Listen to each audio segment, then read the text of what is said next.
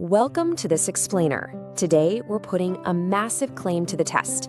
The idea that Moroccan food is literally the undisputed best cuisine on the entire planet. We're going to break down exactly what makes this nation's food culture so incredibly unique and see if it actually holds up. All right, let's just dive right into this incredibly bold claim. Think about it. You have the infamously critical Michelin-starred chef Gordon Ramsay and millions of random voters in a massive internet poll actually agreeing on something. They've crowned Morocco as the absolute peak of global food. So we're going to look closely at the facts, the raw ingredients, and the ancient methods to figure out what makes this food so special and whether it truly lives up to that monumental hype. To unpack all this, we're going to journey across a massive culinary spectrum today. We'll quickly hit the ultimate culinary claim, explore sweet and savory traditions, dive into some extreme meats and organs, look at the bounties of the coast, and finish up with feasts fit for kings. Section 1, the ultimate culinary claim. This is going to set the stage for our journey today, taking us all the way from the ancient alleyways of Fez straight to the bustling squares of Marrakesh. So, this brings us to the core question of our explainer. Throughout our time together, I want you to keep this in the back of your mind.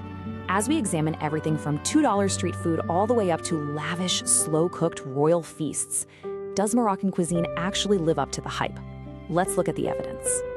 Moving right along to Section 2, sweet, savory, and traditional. To really grasp this cuisine, we first have to understand the unique foundational techniques and the flavor profiles that basically define this country's most iconic dishes. Take the tagine, for example. It's actually not just the name of a meal. It's a highly engineered conical clay cooking vessel. The physical design of this thing is brilliant. It forces the heat upwards and then drips the condensed moisture right back down to slow cook and basically self-baste whatever is inside. It's this exact design that perfectly blends incredibly savory elements like tough goat meat with super sweet items like caramelized prunes into one harmonious stew. It's like a genius little flavor dome. And that brilliantly illustrates the Moroccan obsession with fusing completely opposite flavors.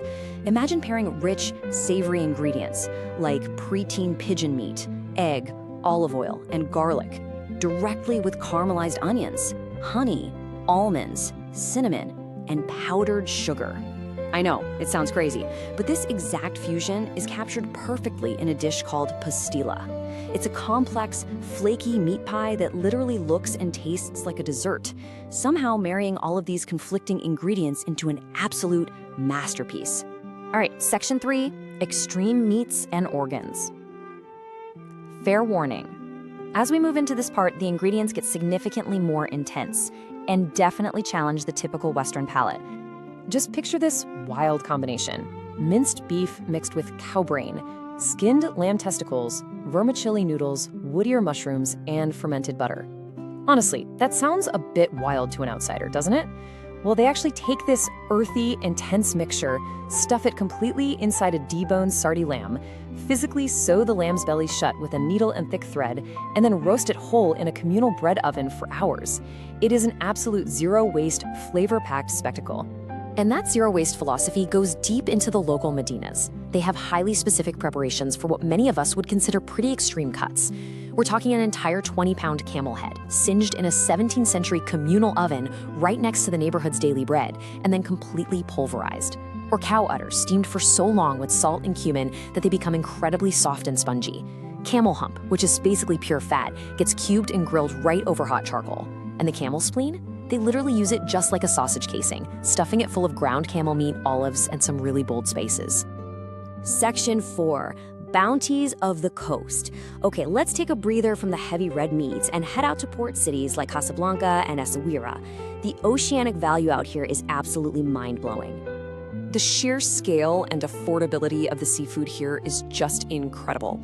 You can secure a massive 9-pound Moroccan blue lobster straight from the local port for just $150. To put that into perspective, you'd easily expect to pay well over $300, if not way more, for a prize catch of that magnitude in the West.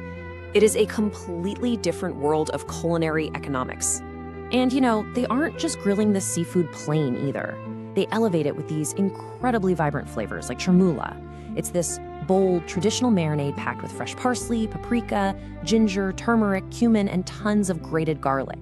This incredible sauce is heavily utilized to transform highly prized, but honestly kind of terrifying catches like a cheap local monkfish with razor-sharp teeth. They cook it perfectly in a tagine until the meat is sweet, tender, and just deeply infused with all those spices. Now, for a crazy contrast in value from that giant lobster, just think about this number, $2. For literally $2, you can buy an authentic peasant dish of white snails. These aren't just any snails. They've been carefully purged, cleaned 7 times over, and simmered in a deeply savory, earthy broth made of over 20 warming spices. And you eat them piping hot right in the middle of the Marrakesh Square. Section 5, Feasts Fit for Kings. We're moving from the food of the common man right up to ancient, large-scale cooking techniques that were once reserved exclusively for royalty. 20 feet. That is the sheer depth of a toxic, smoke-filled underground clay oven. This massive subterranean pit has one purpose. It's completely dedicated to preparing Marrakeshi's famous, slow-roasted meshwi lamb. It's this wildly physical, sensory process that totally defies typical modern cooking. First, they debone and tie up young 3 to 4-month-old lambs. Then, they carefully lower them vertically into that deep 20-foot smoking pit. And here's the crazy part. They seal the top of the oven hole completely airtight using nothing but water and clay, and just let it slow roast for 2.5 hours. No seasoning, not a single grain of salt or spice. It relies entirely on the clay oven's natural construction and that trapped heat to impart a flavor so unbelievably good that King Hassan II favored it for his royal feasts. And finally, we have tangia. This is a slow-cooked beef and saffron stew, heavily seasoned with cumin, garlic, and preserved lemon. They seal it in a parchment-wrapped clay pot, and here is the kicker. They literally bury it in the hot ashes of a public bathhouse furnace for up to 6 hours. Traditionally, this was prepared by men on their day off, using the residual heat of the local hammam. It perfectly captures that communal magic and ancient ingenuity of Moroccan cooking. So as we wrap up this explainer, let's go back to our big question. When you look at the sheer diversity and the ancient history we just covered, from perfectly balancing sweet and savory in a clay cone, to zero-waste extreme meats, to literally using the local bathhouse to slow-cook saffron beef, does this massive sensory explosion crown Morocco the culinary champion of the world? It definitely pushes the absolute boundaries of how we think about flavor. Thanks for diving into the data with me, and I'll catch you on the next explainer.